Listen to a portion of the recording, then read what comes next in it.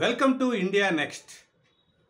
తెలంగాణ రాజకీయాల్లో ఒక కొత్త పరిణామం చోటు చేసుకోబోతోందా అనేదైతే ఇప్పుడు చర్చనీయాంశంగా మారింది.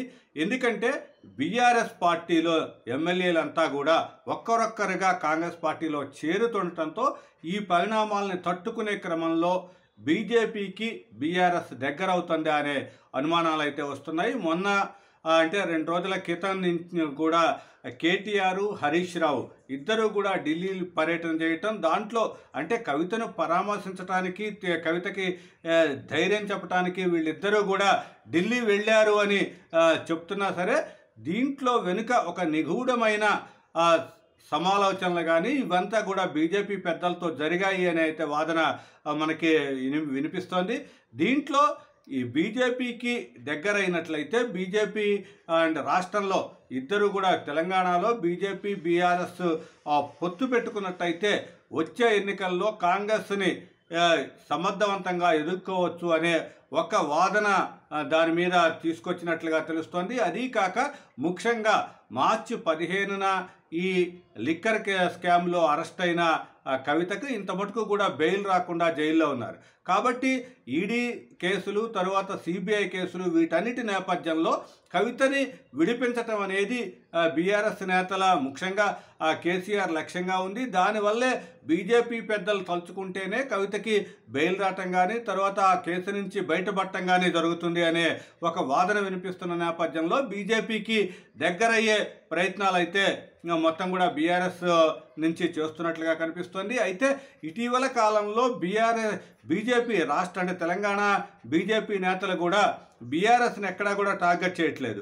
నిన్న కూడా ఈ మహేశ్వర్ రెడ్డి మాట్లాడుతూ కూడా గత ప్రభుత్వం కంటే కాంగ్రెస్ ప్రభుత్వం అవినీతి ఎక్కువగా ఉంది, ఇక్కడ రేవంత్ రెడ్డి తమ్ముడు, బావమరిది వీళ్ళంతా కూడా స్కాముల్లో ఉన్నారు, వీళ్ళంతా కూడా కాంట్రాక్టులు వసూలు చేసుకుంటూ స్కాములు చేస్తున్నారు, దాని మీద ఈడీ తర్వాత సిబిఐ విచారణ కోరతాము అనేది అయితే మహేశ్వర్ రెడ్డి చెప్పడం జరిగింది. అయితే వీటన్నిటినీ కూడా చూసినట్టయితే పూర్తి స్థాయిలో బీజేపీ బీఆర్ఎస్ మీద విమర్శలు కాకుండా కాంగ్రెస్ని టార్గెట్ చేస్తుంది. అంటే మరోవైపు బీఆర్ఎస్ నేతలు కూడా కాంగ్రెస్ని టార్గెట్ చేస్తూ వస్తున్నారు. కాబట్టి ఈ ఇద్దరూ కలిసి నడిచినట్టయితే భవిష్యత్తులో తెలంగాణలో పూర్తి స్థాయిలో బీజేపీ బీఆర్ఎస్ ప్రభుత్వం అంటే ఇంచుమించు ఎన్డీఏ ప్రభుత్వం మళ్ళీ తెలంగాణలో కూడా వచ్చే పరిస్థితి ఉంది అనేది అయితే వాళ్ళ నమ్మకంగా ఉంది.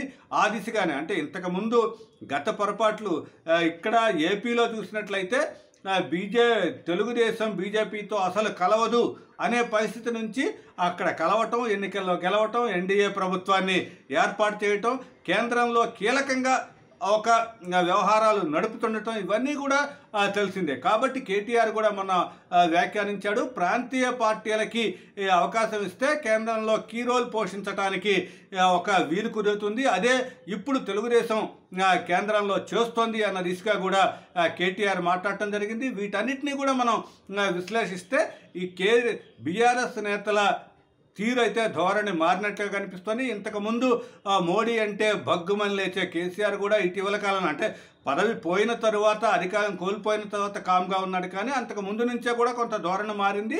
అయితే అసెంబ్లీ ఎన్నికల్లో మొత్తం కూడా పొత్తు పెట్టుకుందామని మొదటి నుంచి ప్రయత్నాలు చేసినా కూడా బీజేపీ వైపు నుంచి అంతగా సానుకూల స్పందన రాలేదు అనేది అయితే వినిపిస్తోంది. ఏదేమైనా ఇప్పటికైనా సరే ఇప్పుడు పదవి లేకుండా, అధికారం లేకుండా పూర్తి స్థాయిలో పార్టీ కూడా ఇక్కడ దెబ్బతినే పరిస్థితి ఉంది. కాబట్టి ఎమ్మెల్యేలంతా కూడా జంప్ అవుతున్న పరిస్థితి ఉంది. కాబట్టి దీన్ని కాపాడుకునే ప్రయత్నంలో బీజేపీ నేతలనే, కేంద్రంలో ఉన్న బీజేపీ నేతలనే శరణ్యం అనే పరిస్థితుల్లోకే బీఆర్ఎస్ నేతలు వచ్చారు అనేది అయితే తెలుస్తుంది. దీని మీద అంటే కేటీఆర్, హరీష్ రావు ఎవరిని కలిశారు, ఏంటి, బీజేపీ పెద్దల్ని ఎవరిని కలిశారు, లేకపోతే వాళ్ళకి భవిష్యత్తుగా ఏం చేద్దామనేది ఆలోచించారు, ఇవన్నీ కూడా కొంత బయటికి రాకపోయినా సరే ఇక్కడ బీజేపీ నేతలు ఏమంటారు, ఏంటి, బీజేపీ నేతల స్పందన ఏ విధంగా ఉంటుంది, లేకపోతే బీఆర్ఎస్ కాకుండా తెలుగుదేశము, జనసేన వీటిని కూడా తెలంగాణలో యాక్టివ్ చేసి వాటి ద్వారానే మళ్ళీ 2028 ఎన్నికలకు వెళ్దామని బీజేపీ నేతలు అంటారా? ఇవన్నీ కూడా అన్ని క్వశ్చన్స్, ప్రశ్నార్థకాలు ఉన్నా సరే ఇప్పుడైతే